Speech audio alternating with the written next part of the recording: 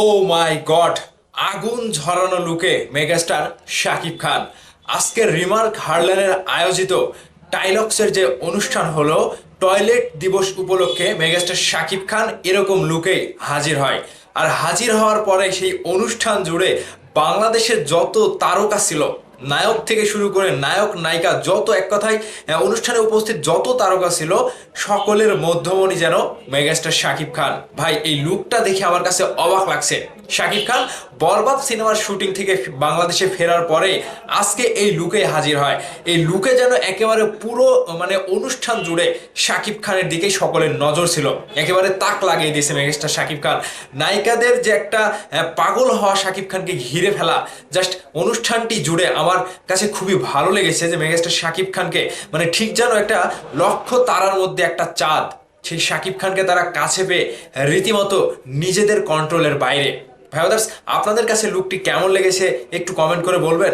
শাকিব খানের এই যে রিমার্ক হারল্যান থেকে আয়োজন করা এত বড় একটি অনুষ্ঠানে, যেখানে বাংলাদেশের সকল তারকা, সেই তারকার মধ্যে সাংবাদিকদের প্রেস মিটিংয়ে শাকিব খান ভাই যে নতুন নতুন ঘোষণা দিলেন এবং যে তিনি দরদ সিনেমাটি নিয়েও যে কথা বললেন, ভক্তদের সাথে একটা মত আদান প্রদান করলেন, কিংবা তিনিও যে দরদ সিনেমাটি সিনেমা হলে দেখতে যাবে, ঠিক সেই জায়গা থেকে শাকিব খান খুবই আপ্লুত হয়ে ভক্তদের মাঝে কিন্তু তিনি একটা বক্তব্য দিয়েছেন। আর সেই বক্তব্যতে তিনি যেটা উল্লেখ করেছেন যে রিমার্ক হারল্যান শুধু একটা ব্যবসা প্রতিষ্ঠানই নয়, এই রিমার্ক হারল্যান একটি পরিচ্ছন্ন বাংলাদেশ গড়তে কিন্তু সহায়ক ভূমিকা পালন করছে এবং বাংলাদেশে যারা সুবিধা বঞ্চিত মানুষজন থাকে, যারা গরিব মানুষ থাকে, তাদের পাশে দাঁড়ানো, কিংবা রিমার্ক হারল্যানের প্রতিটা সদস্যের আপদ বিপদে সবসময় কিন্তু রিমার্ক হারল্যান তথা শাকিব খানের কোম্পানি একেবারে অতপ্রতভাবে জড়িত, কিংবা তাদের পেছনে সবসময় তারা রয়েছে। এক কথায় শাকিব খানের আজকের এই অনুষ্ঠান জুড়ে পুরো অনুষ্ঠানে আমি যেটা বুঝলাম, শাকিব খান ভাই এমন একটা মহা তারকা হয়ে গিয়েছে, ঠিক সেটা কলকাতার সেই এসকে মুভিজের 18টা সিনেমার ঘোষণাতেও একই কাণ্ড।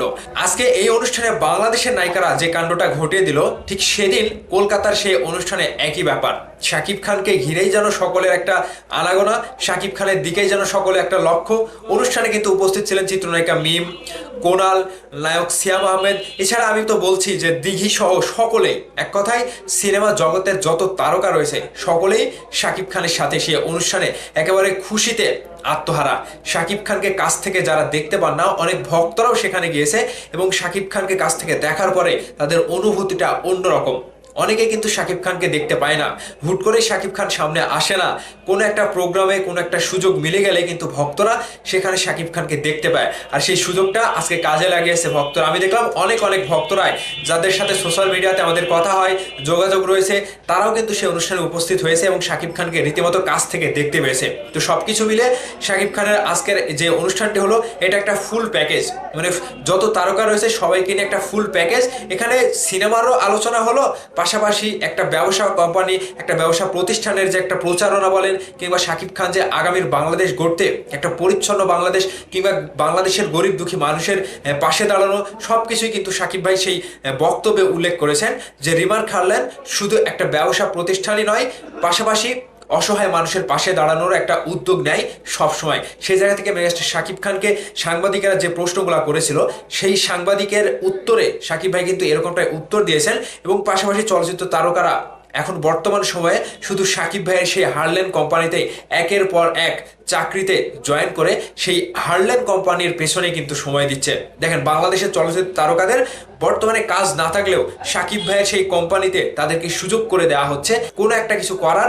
এবং এই যে এই পথ চলাটা শাকিব ভাই সবাইকে নিয়ে একসাথে পথ চলতে চাই, এটাই শাকিব ভাইয়ের মূল উদ্দেশ্য এবং লক্ষ্য। তো ভাই ব্রাদার্স, আজকের অনুষ্ঠানে মেগাস্টার শাকিব খানকে এরকম লুকে দেখার পরে আপনার কাছে কি মনে হচ্ছে এবং আপনার কাছে কতটুকু ভালো লেগেছে, অবশ্যই আপনাদের মূল্যবান মতামত ভিডিওর নিচে কমেন্ট করে জানাবেন। ভালো থাকবেন, ধন্যবাদ সম্পূর্ণ ভিডিওটি দেখার জন্য।